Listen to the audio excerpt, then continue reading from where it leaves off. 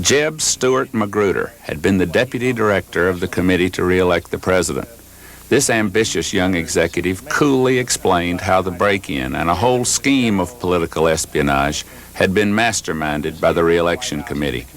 And he charged that John Mitchell, the former Attorney General of the United States, had personally authorized the Watergate break-in when he was running the Nixon campaign. G. Gordon Liddy, the counsel for the re-election committee, was the author of the plan. Now, did there come a time when you had a third and final meeting with Mr. Mitchell on the Liddy plan on or about March 30, 1972? Yes, we had, there had been a delay in the decision-making process at the committee because of the ITT hearings. Mr. Mitchell was on vacation at Key Biscayne. I went down to Key Biscayne. Mr. LaRue was there.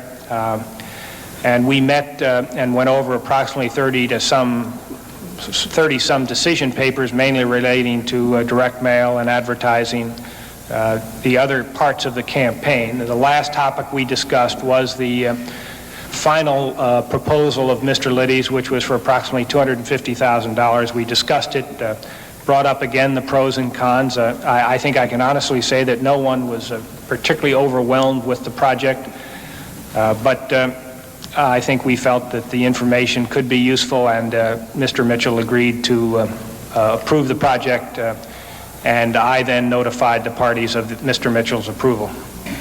What was that project specifically, as you recall? It was specifically approval for initial entry into the Democratic National Committee headquarters in Washington, and that at a further date, if the funds were available, we would consider an entry into the presidential contenders headquarters, and also potential at the Fontainebleau Hotel in Miami.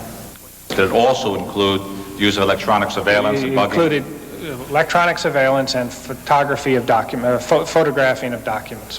At one point, Senator Baker asked him to explain why the committee to re-elect the president had authorized a burglary.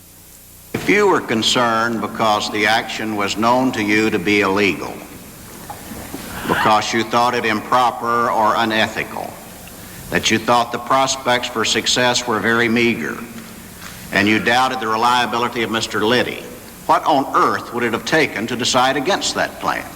Not very much, sir. Was the incentive so great, or the prospects for success so tantalizing that you felt it irresistible?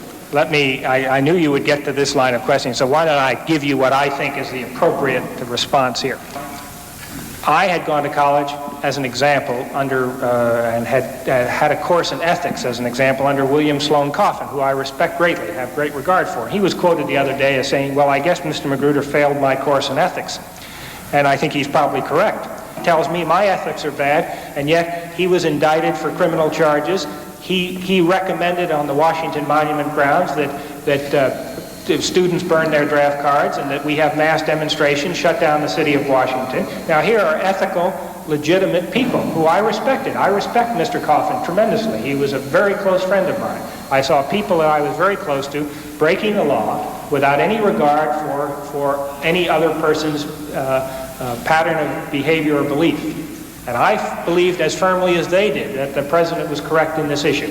So consequently, and let me just say, when these subjects came up, and although I was aware they were illegal, and I'm sure the others did, we had become somewhat inured to using some activities that would help us in accomplishing what we thought was a cause, a legitimate cause. Now that's absolutely incorrect. Two wrongs do not make a right. I fully accept the responsibility of having made an absolute disastrous decision, or at least participated. I didn't make the decision, but certainly participated in it. A decision, really, that is going to affect history that was made in almost a casual way. Yes, sir. Jeb Magruder gave the appearance of a man who was sorry for what he'd done, and he helped the committee. Not so Magruder's superior, John Mitchell.